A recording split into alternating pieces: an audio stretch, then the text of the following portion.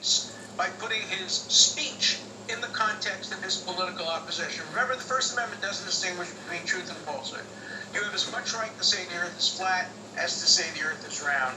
You have as much right under the Constitution to say the Holocaust never occurred as to tell the truth and say 6 million Jews were killed. And you have as much right to say the election was stolen and that Biden was properly elected. I think Biden was properly elected. Trump doesn't.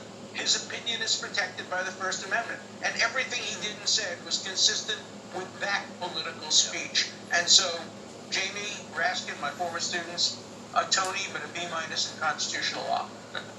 It's interesting you mentioned the Holocaust, because I just read an article about how years ago the ACLU defended Holocaust deniers' right to go into a Jewish neighborhood and march right down the street denying that it ever happened. And the ACLU defended that right. I defended them as well. Yeah. And you have people today, people on the left, who think that the Constitution gives more protection to Nazis marching through Skokie than to the President of the United States making a speech urging people to go peacefully and patriotically. I'm getting more pushback from people they kept leaving for that out. defending Trump's right to speech than I got for defending the right of Nazis to speak, the right of people in the Chicago 7 to call for blood on the streets, the right of communists, the right of pornographers.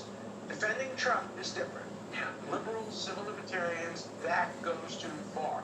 I couldn't believe Common Cause today, which is supposed to be a civil liberties law organization, a liberal organization, urged Twitter and all the other social media to keep Trump off. Common Cause, a liberal organization, is now pushing for censorship of Donald Trump. That's what we've come to, and that's what I'm fighting against. I am not a Trump supporter. I don't vote for Trump. I don't campaign for Trump. I don't contribute to Trump. I don't. He's a support Democrat. many of his policies. I support Hung out some with of them, Jeffrey particularly on the Epstein. Middle East. That's not how I decide what to defend. I look at the Constitution and I defend the constitutional rights of everybody, whether I agree with them or disagree with them. But he knows Trump's We are right. evolving as a And he's society. innocent. It's really scary to watch. You make a great point there. Back to the impeachment for a second. Here's Congressman Joaquin Castro today. This is clearly a man He's just punk. who refuses to accept the possibility or the reality in our democracy of losing an election. And there are dozens more tweets, speeches of Donald Trump spreading his lie.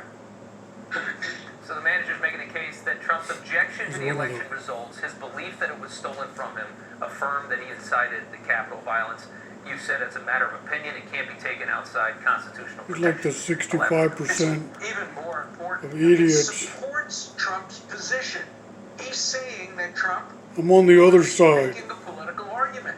When The they same voted for argument Trump. Jamie Raskin made when he objected to the 2016 election. The same objection I made when I wrote a book objecting to the 2000 election. You know, Jamie Raskin mentioned his father. Interestingly enough, I knew his father, Marcus Raskin, a great man, a really nice man. Marcus Raskin was indicted for his anti-war rhetoric and activities during the Vietnam War, and guess what saved him? He was acquitted because of the First Amendment, the very same First Amendment that Jamie Raskin, his son, is now trashing. How ironic, and how much it proves that these folks don't pass the shoe on the other foot test. If Jamie Raskin's father says it, it's okay. If Donald Trump says it, it's impeachable. No, the same First Amendment applies to Jamie Raskin's father, you, me, and the President of the United States. One standard, one for all. You don't have a different standard for Donald Trump than you do for Marcus Raskin. Exactly. But they're trying to change it, and it's really scary. I want to get one more with you here before we got to go. Yesterday, Trump's attorney, Bruce Castor, got off to a bit of a rough start, complimenting the prosecutors during his opening statement. We can take a listen.